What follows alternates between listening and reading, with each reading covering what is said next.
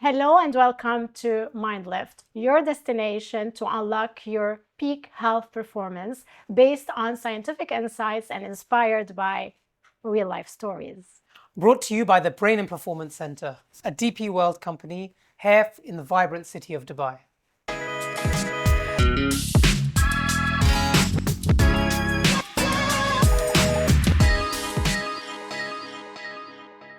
So I'm here joined by Dr. Mouzayan, who has been a close colleague of mine. We've worked together for the past 4 years? 4 years Almost 4 years. Wow. So for the past 4 years, and I've had the pleasure of working with her. She brings with her, for me, a wealth of experience. Her knowledge within this field and within this space is second to none, probably bar me. But yeah, and we hope over the coming weeks that together we'll be able to give you some really interesting insights. Thank you for the nice introduction. And I'm really, really happy to go through and host this podcast with Dr. Umair, who's been an amazing colleague for the past 4 years. He's a family physician consultant as well. And he has a very extended expertise with the athletic, healthy living, and reversing aging. Thank you as well. So I think obviously this is the first time that we're doing this, so it's all new to us. But So we're a bit nervous, agreed. right? But what I wanted to talk about first and foremost, Mindlift. I know everyone within our company was asked to give a name for this podcast to try to kind of get the right tagline about what we wanted to put out. And I think Mindlift was your idea. So tell me, what inspired it? I wanted the title to be very appealing, very meaningful, very inspiring as well. And lift itself is a very elevating word. You know, you want to lift everything, elevate everything in your life, like health-wise, educational-wise, beauty-wise, so intellectual-wise as well. And because we focus a lot of our, let's say, work and attention on the brain itself, because it's a very important aspect of our healthy living as well. And we don't really talk a lot about the brain and the cognitive performance. We focus on the general health performance usually, especially when you do a general checkups. It's always like blood tests, x-rays, ultrasounds, for example, where you don't really focus on the brain. And this podcast will be actually talking about health in general, but there will be now and then focus on the brain as well for the first time. Okay, so mind was as well important to be in the title. And mind lift is because when you lift your mind, you can elevate everything else with you. Very nice. Yeah, very poetic. Absolutely. Right? I chose limitless. But unfortunately it was rejected. But again, I guess the reason I say that is the principle is the same.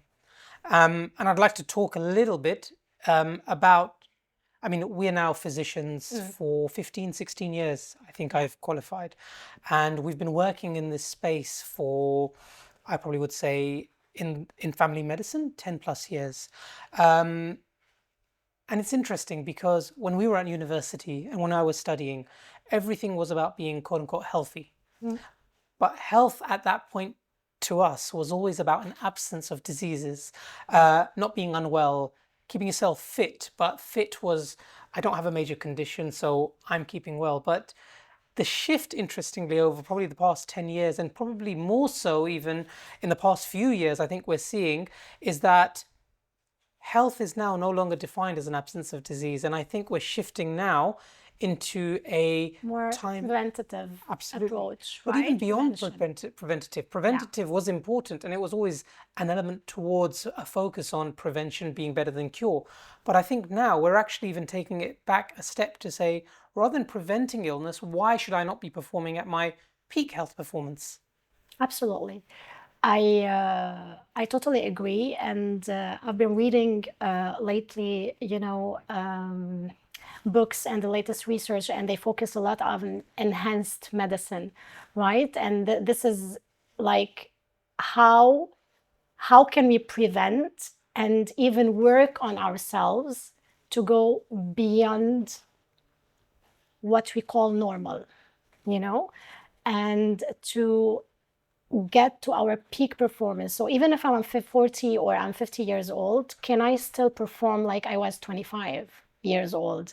And if it's possible, how? How can I implement this and how in my daily life and how can I get at this point? And this goes beyond prevention.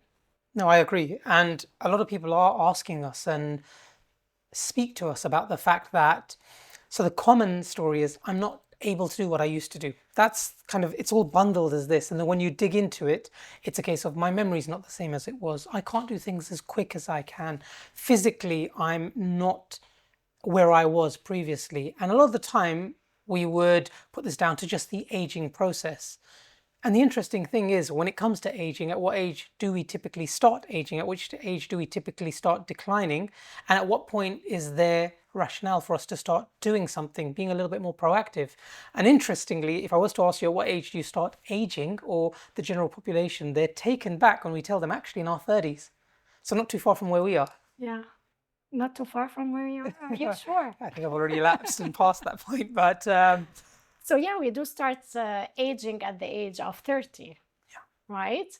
And I believe personally there is no specific or right age to start taking care of ourselves. It should happen at any age or any stage in our lives. And the problem here, especially when we are in Dubai, we're all like productive, right? We work, we have a lot of stress every day because we have big responsibilities, and we're all very active. Okay, we all go to work, most of us, I would say. So there is this what we usually hear, and I believe you hear the same thing, Dr. Umair, with our patients and clients, is like, I don't really have the time for this, or I would love to, but I can't. I don't have time. I travel a lot, or I have a lot of meetings, or I work for very long hours. And the lifestyle in general, can be a challenge for a lot of people to actually have a healthy lifestyle. But however, I believe as well that when we want, we can. It's when we have this will and this motivation, we can achieve whatever we want. And if we're organized enough, we will have time during the day to do everything that we would like to do to have a healthier lifestyle. And I think this is our role as family physicians as well, is to help our patients and clients to find this daily motivation actually to do stuff. Because the main problem, in my opinion, as well, is the lack of motivation. And even if you're motivated at first to do things, 1 week, 2 weeks, 3 weeks, and then you find yourself like, okay, I'm bored, or it's too much. Like, I don't have time for this. It's to help them, support them as well, to find this daily motivation to start making the change, and then to sustain this change on the long term. I agree. And there's 2 points that I wanted to pick out on what you said, Yeah. actually. First and foremost, motivation and habits. Ultimately, what we need to do is reinforce habits and positive habits. And the way, actually, there's a study came out from UCL, which is where I went to university, that actually says in order to convert a new process into habit, it actually takes a process of almost, I think it was 66 days, which means over 2 months to be able I to think do I've read something. this paper, a very interesting one. It's interesting, but what it shows us is that a week, 2 weeks, 3 weeks, and it actually shows you as humans what we want, or what we're always searching for sometimes is a quick fix, or inspiration will only take you so far. You need to get to the point where this becomes a habit. And what I tell a lot of the people that we see is that this needs to be something that is a lifestyle change. It's not just something that you're doing for a small or short period of time. It needs to be something that's ingrained within your DNA, basically. Wake up, build it into your routine, just as important as it is to eat, just as important as it is to have a wash, to spend time with your family. It should be something that you need to build into your life. And whether that is physical exercise, but equally it goes beyond that. Some people like to spend time with this new wave of cognitive training, which we know is effective, but people don't find the time for it. So this excuse of I don't have the time for it, I always turn it back to them and say, well, you have the time to go have a wash, you have the time to go have a meal, you have the time to go and work. You need to fit this into your lifestyle and make it work around. Because the other point that you've mentioned actually is people saying, I don't have time, I'm too busy. Of course, as a population, as a generation, we're always finding the fact that we're too busy. But the way in which I turn that around to a lot of our people is, right now you're busy. However, at what point will you find the time?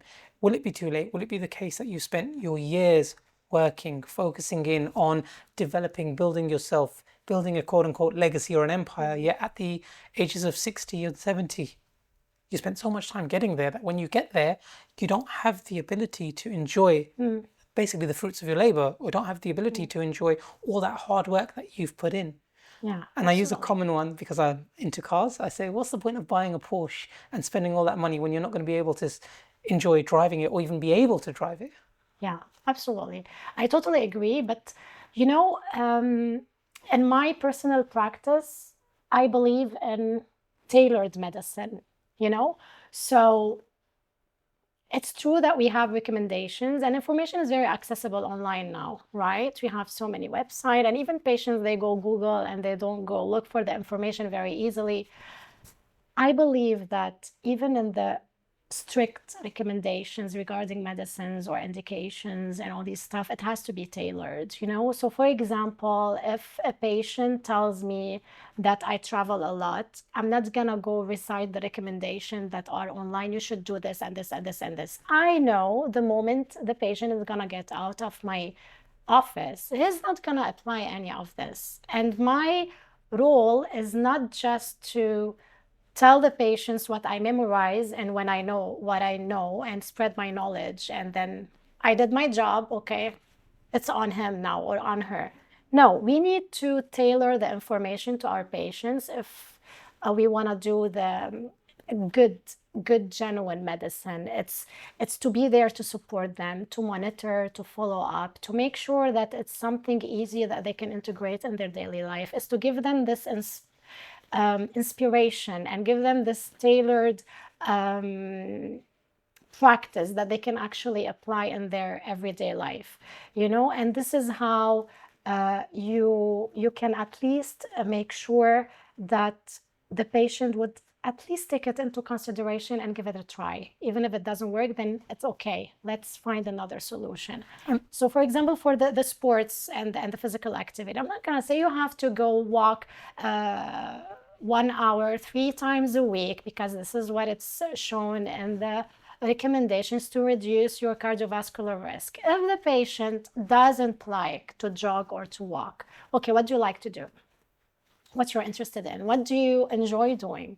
Joy of life. And based on this, you can build up a program, or you can give advices that are tailored to the lifestyle of your patient, helping, supporting, and making and helping them integrate this in their daily life, because this is what they need. They need the inspiration, the motivation, and to know and to hear it from someone that they can do it. And it's possible to do it in a different way, but it's doable their way, you know? But this for me is the skill set that unfortunately something like AI, ChatGPT, Yeah. Google can't teach. And this, whether we accept it or not, comes from years of experience. And we've seen the same patient sometimes. We have to try 3, 4, 5 different approaches. And that bespoke approach, I think that medicine is not one fits all. I never ever believe in medicine being one fits all. And that's why we have guidelines which we should adhere to. However, clinician discretion or an ability, like you mentioned, to inspire or to alter, for me, is absolutely key in what we do.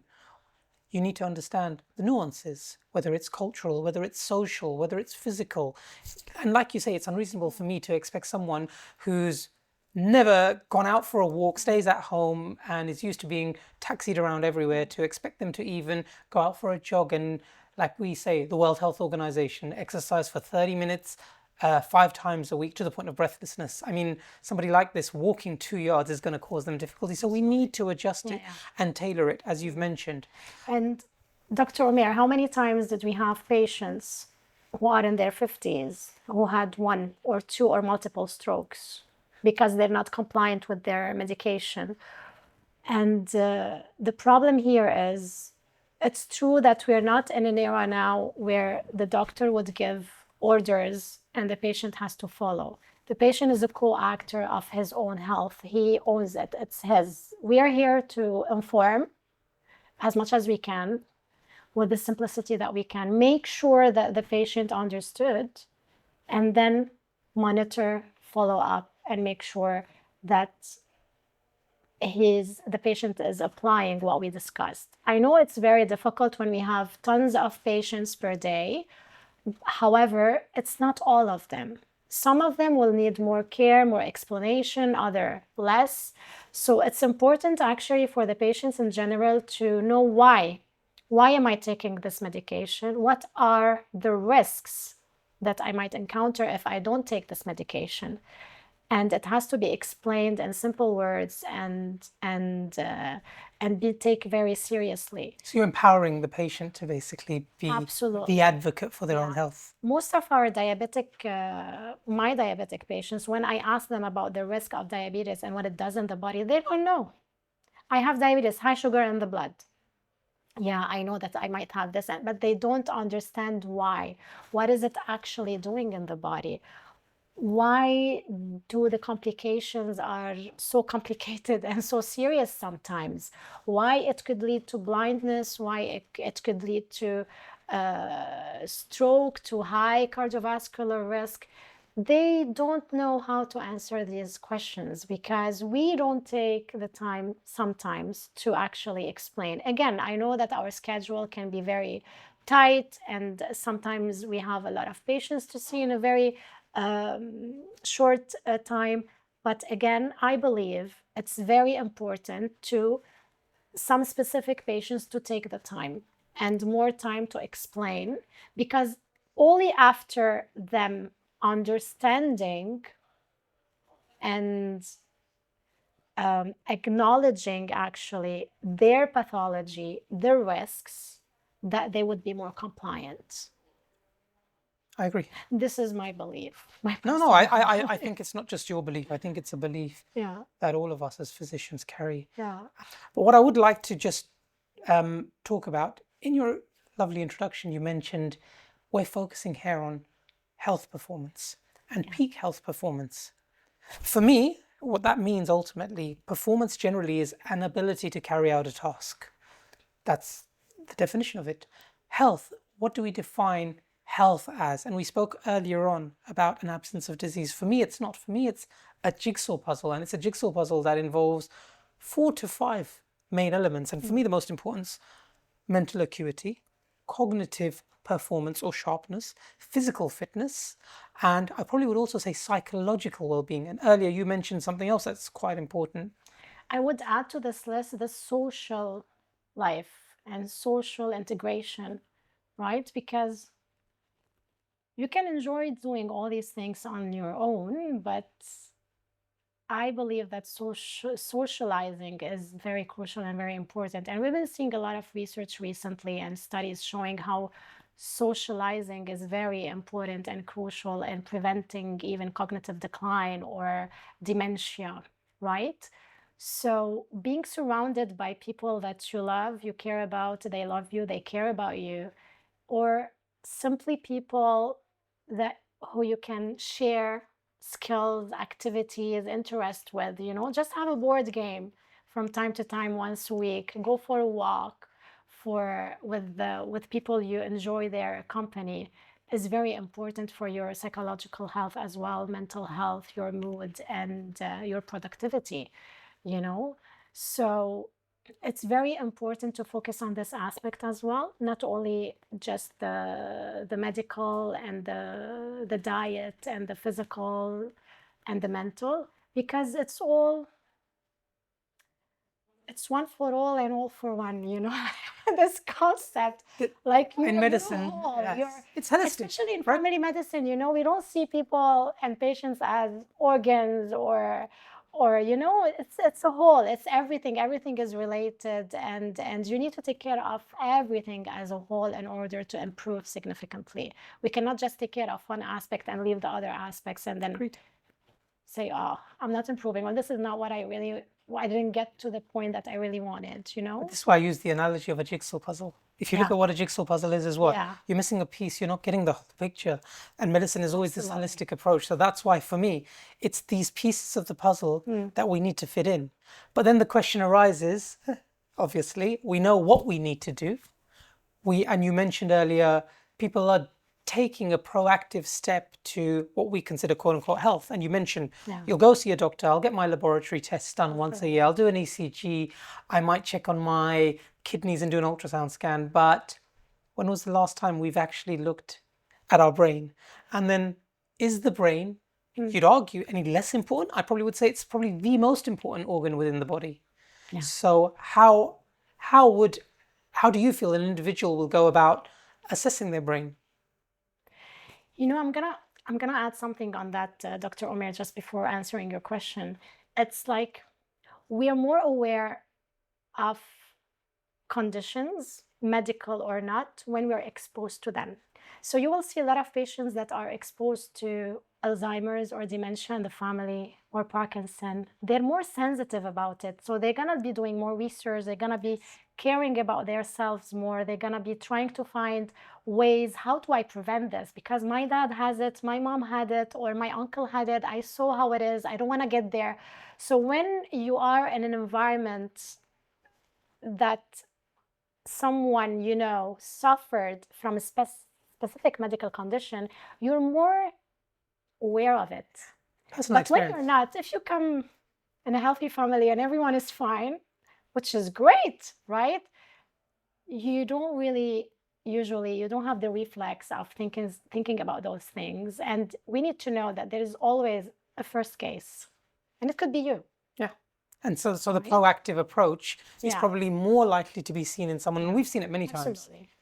I've seen my father have dementia at the age of this, so I want to go check myself. Or I've got a family member who had a heart attack at a very young age, 30, 40. Oh, I'm more aware, or I have more of an insight into my own potential risk. Whereas, like you've mentioned, if it's smooth sailing, when that first wave comes, unfortunately, people are hit by it. And we need, and this is the awareness that we need to spread around, right? Like, okay, I might be at a higher risk for certain medical conditions because it pre-exists in the family, but in general, in the general population, there's a risk for everything. And as we said, it's not only that I want to prevent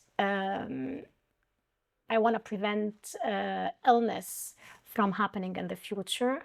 I want to go beyond that. Me, on a personal level, for example, I used to go to the gym. I work out for an hour and then I'm exhausted. I'm tired, especially after our shifts at the center as a clinic.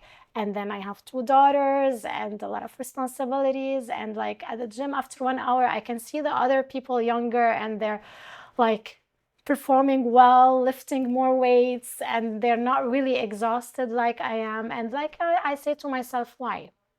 Why can't I perform a bit better? Why am I having this shortness of breath, And then you put a goal like, no, even if I'm a bit older, I want to perform like these young ladies, But you see, looking ladies. I want to have 6 packs. I want to have my muscles, my biceps, and I can do it. but what you're saying, so for me, what you're talking about is essentially a subjective, i.e., you've not measured it. It's a feeling that you have and an awareness, right? So that's probably your subjective assessments for whether it's physical parameters, but equally cognitive parameters. Subjective, I compare myself to how I was maybe 10 years ago, or I will go and compare myself with a peer, people who have qualified a similar time for me, my friends group. And then what you notice is I might be better at certain things from a cognitive point of view, but there's certain weaknesses I can remember. And people pass comments like, oh, you still remember that? Which for me gives me, to a degree, some satisfaction in the fact that my memory to a degree might be sharp enough, but then equally pay attention, focus, you're forgetting this, you're forgetting that. That to me tells me that there's maybe a weakness or a deficit in my sustained attention or my focus. So I think first and foremost, and what you're probably trying to say is the subjective overview, subjective intuition about our own performance is probably the first step at which we can see that we're not performing where we should be, or we're not even performing, forget even going beyond where we should be or at our peak level. Absolutely.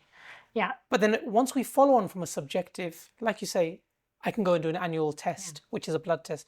What about objective? What's your thoughts on objective measures of performance, cognition in particular? Like, for example, going back to my example, I did a cardiopulmonary exercise test, right? And it showed like I'm perfectly fine, like everything is normal. And I'm like, no, this is not enough. It's normal here, but at the gym, I don't feel like it's enough. I want to do more, right? And this goes as well, this applies as well on the cognitive performance. So because we know, we read, we've been there, we have experience, we know what to do to improve this cognitive performance, and we're working on it since 4 years now at the center, right? So then what I want to ask is, what would you recommend for an objective, i.e. something that's measurable, assessment of our brain? As in, we can of course, you can run a brain MRI, right? And brain MRI will show you anatomically how your brain look like, if there is any aging signs in the brain as well. We can have a SPECT scan for the brain as well, and this will allow us to measure the blood flow in different areas of the brain, and it will allow us to see if the brain is equally perfused, and receiving the right amount of blood and oxygen. And if there are any areas that lack this amount of blood or oxygen, we can detect them sometimes even at early stages, and this is very helpful. Obviously, it's very difficult to assign these imaging as like we do a general checkup, like everyone should get a SPECT and everyone should get an MRI. Obviously, we cannot say that, and we cannot do that. It's not practical. Okay, because of the radiations, because of the contrast sometimes, because of the contraindications or the lack of availability. But again, if on an individually, if I feel like at a certain age, I want to check my brain, I want to make sure that it's good, everything is fine, that there is nothing to start working on now, or to know just where I stand at, we can go for this imaging. But the most important, more important than the imaging, is the cognitive assessment. Okay. Because we can assess actually our cognition. We can assess our memory and all its types. We can assess our attention, our information processing speed, our motor skills. These can be assessed with so many different types of tests with an expert called a neuropsychologist. So I sort of set you up over here. That you're very lucky to work with, right? So we can actually assess our cognitive abilities by doing these tests, and it will give us an idea about how are we performing, and do we need to enhance any of these areas, and if not, what can I do to maintain my outstanding performance? Absolutely. And I've done these tests before, and I continue doing them just to make sure that I'm always at the level. And to enhance the cognitive performance as well, I always say we have to go out of our comfort zone. What does it mean? Going to work every day and doing the exact same stuff and activities is not challenging enough for the brain. We need to challenge our brain all the time, like learn new skills. Let's do something that I'm not used to do. For example, let's learn how to play music at any age. It doesn't matter. A new language. Let's read a different type of books. Let's go for board game. Let's go for, I don't know, Top Golf. play golf and enjoy with our friends, even if I don't know how to. You know, we need to get out of our comfort zone, challenge our brain in order for this brain to function and to feel challenged and to work more and provide more and prevent, in general, dementia from happening. So I just wanted to pick up on a few things. I keep on picking up on things that you're saying. Keep picking up on everything I Which say. means my memory is every still day. fine. No, I just wanted to pick up on a few things. Number one, people, I think the general population, and even us as physicians, I think a lot of the time we ask people, how's your memory? And we automatically equate memory with basically a measure as the only measure of brain performance. And it Yeah. was interesting you said this because me personally and the people around me, I have a memory that is probably one of the best that I know. And I'm not trying to blow my own trumpet here, but I genuinely, love your self-confidence. another thing that I've got a lot of in abundance. But so memory for me is a strong point. However, and I touched on it earlier, I know that there are facets or aspects of my brain's performance which are nowhere near where they should be.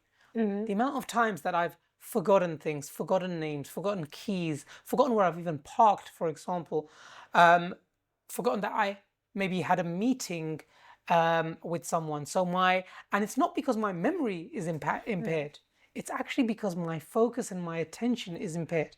And what it shows you is one aspect of your cognition or one aspect of your brain's performance can actually hinder other aspects. And that is preventing me from probably reaching, to a degree, my utmost or my peak cognitive performance. So that for me is quite an important point, and I'm sure you'll agree, or maybe you've got another example. In my case, I know that I'm okay when I can multitask. Yeah, women are If I generally cannot, meant to be better at yeah, multitasking. absolutely. We're better at everything, not only multitasking.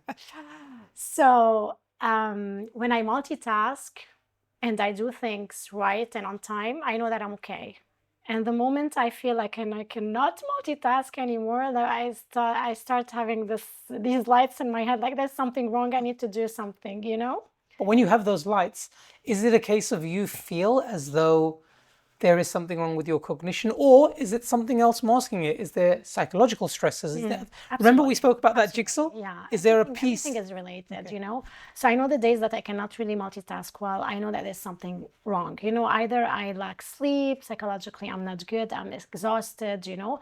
And as you said, there's the attention and the focus as well. You cannot focus or pay attention. Usually, you don't really focus on things that you're not interested in. Right? Yeah, agreed. So if you forget things that you're not interested in, most probably it's because you didn't focus at the first place. So it depends. There are so many factors, and it's so complicated to know what caused what, why am I feeling like this, what led to what. So it's very important to see specialists for this and have a proper evaluation and assessment so you can know actually if there is a problem and where it's coming from so you can work on it. But for me, it's mostly the multitasking, I would say, because the memory, anyway, I've never had a very sharp memory, and everyone's gonna look at me like, how are you a doctor? And you know, but I never had a really sharp memory, especially the memory related to remembering numbers, names. I'm very bad at this. I'm Dr. Umair, by the way. But this, I had it since really long time ago, and I'm working on it. So I try to, because there are cognitive training programs that you can do. And I have one on my phone, and I do the training related to these things, like the visual memory and everything related to numbers and these kind of stuff. And focus, I'm good. I'm really good in focusing, only the first minute. So if you have a long discussion or a long presentation, don't count on me. Exactly. I can only focus for the first minute very well, and then the focus starts to fade away, you know, with time. And it depends on the company, the topic. and the topic. Hopefully I'm not boring you. One thing I would say, another thing actually, that's you mentioned it, and I wanted to bring it back up or focus it in attention. When we physically are not functioning at our peak. So, for example, if I know I'm going back into a training regime and I want to train for a marathon, I want to run a 10K, I want to play football, I know physically, if I'm not at my peak level, I'll go around it and do things to make sure that I get back up to there. I get my match fitness up. So I'll go to the gym. I'll focus in on balance work. I'll focus in on cardiovascular endurance training. I can do something about it. But why is it so easy to understand that concept? Because I can visually and practically see that application.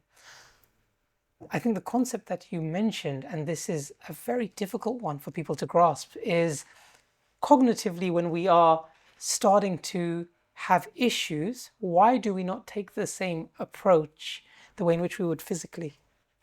Because I think that we always say, like most of the patients, when you ask them, is your memory, my patients, is your memory like before? Do you feel like you're less sharp? Do you feel like a bit slowed down? They would tell you, yeah, but it's normal. I'm older now. I have more responsibility. I'm stressed. I don't sleep well. So they already have the answer and they relate this to the fact that I'm so stressed. This is why it's happening. But it's very difficult and it's very challenging to actually ask ourselves, when is it the right time to go see someone? And when do I consider this as not really normal? Like it's not normal, I need to see someone. It's a very tricky question. It's very difficult. And most of the patients, when they come to us, it's already established and it's already like, It's too late. yeah. Let's be honest, it's too late. For me, it's never too late, but sometimes it is too late in these cases, unfortunately. Unfortunately, really.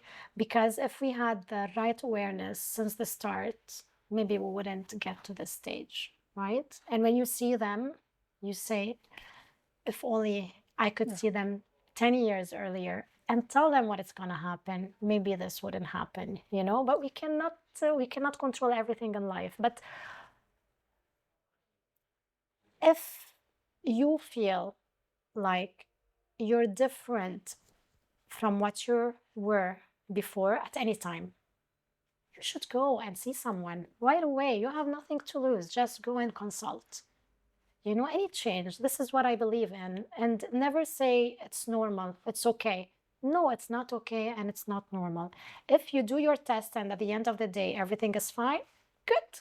You just wasted a bit of your time. But I don't think it's a waste, by the way. yeah, I'm talking from the perspective of some people. I wasted a bit of time. It's way better than wasting your whole lifetime because you just didn't want to go and check and saying that it's normal. And in general, I would say around 40, 45, just get a complete checkup, including your cognitive function. Have nothing to lose. No, I think that's beautiful what you said. And Yeah. from our point of view, when we started this, I think it's what's inspired us probably the most is that medicine has shifted so much that we now truly have an ability to assess, to investigate, to look into so many potential causes. Technology has advanced so much, and we're in a situation where we have the technological advancements, we have the research, we have all of the information available now. But even as humans, we don't use it in the correct way. So, Yeah. and is that because of a lack of knowledge of what is out there? Is it an acceptance, like you've mentioned, I'm just getting older and therefore this is normal?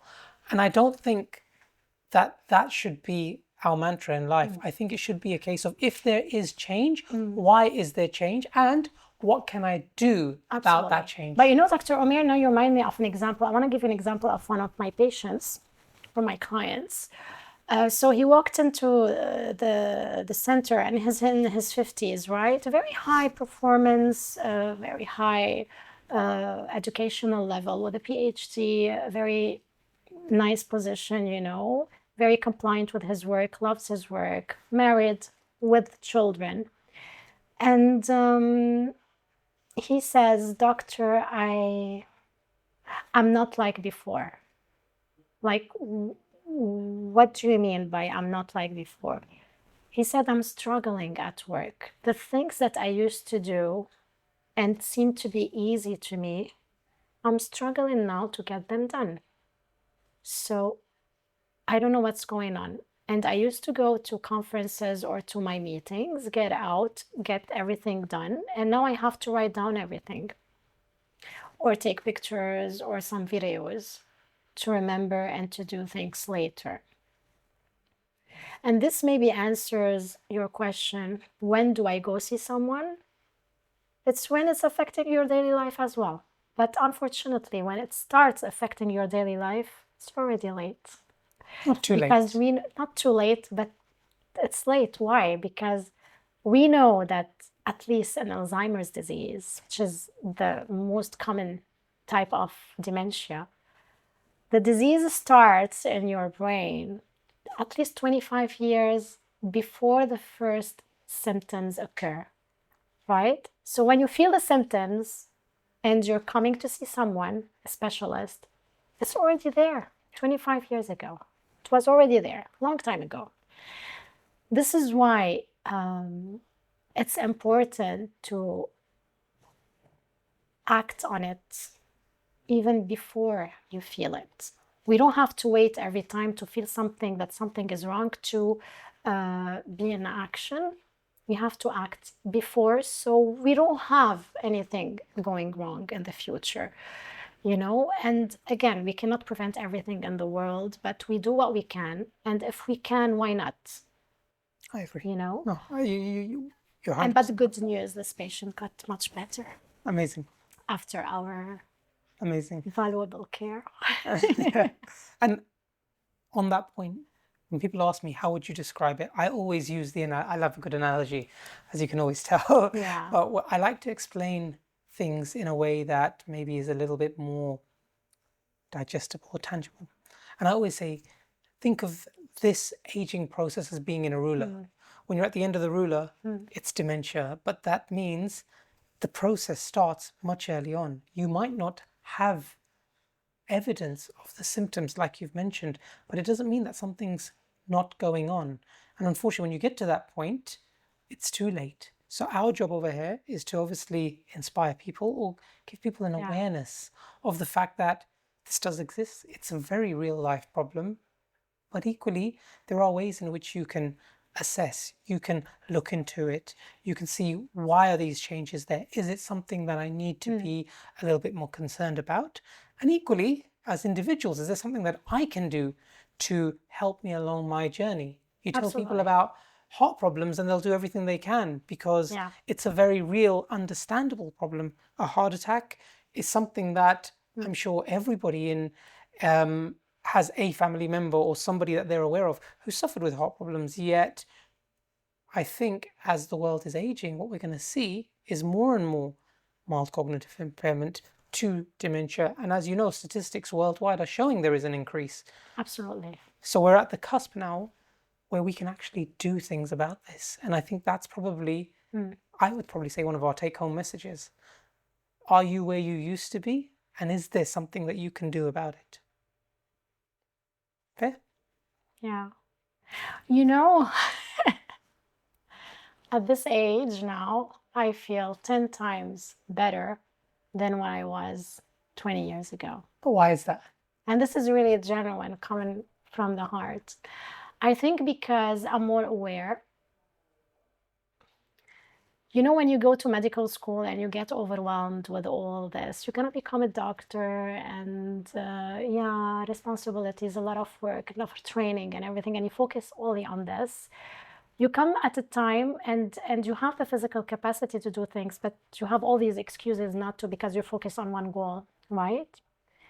I think with time and with age, you get this maturity of, yeah, it's important, but how about the other stuff? Wisdom. Yeah. And I came to a conclusion that, yeah, work is important. My patients are very important. Everything like related to my education and work is important. But there are other things that are as important, you know, and it's my fitness, my physical abilities, my cognitive abilities, my happiness, my well-being, my diet. These are very important as well.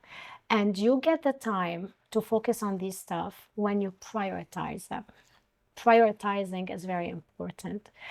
Some people go to the gym when they have time. They eat healthy when they can. And they enjoy life when they have a bit of vacation. But if these things are a priority, you would do them first and the rest comes later. So if I have an outing, for example, if I have a gym, I don't go. I finish the gym and then I go. And if it's too late, then I go home. It's okay. So I would skip the going out and I wouldn't skip my gym session because it is a priority. And this is how you get the time to do everything that you want in a way that you get to the picture of yourself that you want, that's desired, if you prioritize and if you organize. And this is my belief. And I hope that with this podcast and with the information that we're going to be sharing with our viewers and our experience and the stories, the tons of stories that we have and that we're going to be able to share, that will be an inspiration for a lot of people, and that we can actually inspire them to go through this transition and transformation in their life in order to have this peak performance And to lift and their the mind. brain And so to and basically the body lift the mind. and lift them up very high in the sky. Dr. Umair, Yes, Dr. Mouzayan. you're thinking about something. No, I was thinking about when we were asked to do this podcast, I guess, well, what really inspired us? I mean, who would you say this would reach out towards? Who's this targeted towards? This podcast is for everyone, whether you're a mother or single, you're a business owner, you're an athlete, you're young, you're less young. I see you looking at me when you say that.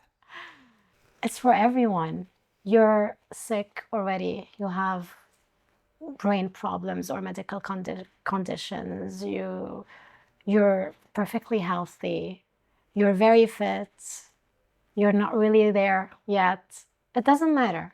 It's really for everyone. And we were hoping, right, that our message will reach every single person in a simplified way, in a way that will be impactful and inspiring. What's inspired me, or when they asked us to do this, I would say knowledge is absolute power. And at the moment, there is so much information out there, but it needs to be tailored. So what I hope from this is to inspire people to look at themselves, have a better understanding of their own health, wellness, fitness, performance, whatever you want to bundle it in. And then what I'm hoping over the next few months is we can actually speak to them about a lot of the knowledge that's out there, a lot of the information that's out there. They can pick out this information and not just take it as it is, but look into it, see how it applies to them, personalize it towards them. And then hopefully some of the stories and some of the people that will be joining us will be able to inspire them and give them small kind of A push, yeah, a motivation. And- If he and can just- do it, I can. and explanations of their journeys, I guess. Absolutely. I think we take a lot from people's journeys and what they've been through to where they are. And I think that'll evoke something inside us. Absolutely. And so for me, when they asked me to do it, I think that was probably the biggest motivator, I would say. Thank you so much for joining us. That was Mindlift, your destination to unlock your peak health performance based on scientific insights and inspired by real life stories. Brought to you by the Brain and Performance Center, a DP World company here in the vibrant city of Dubai. I'm Dr. Mouzayan. And I'm Dr. Umair.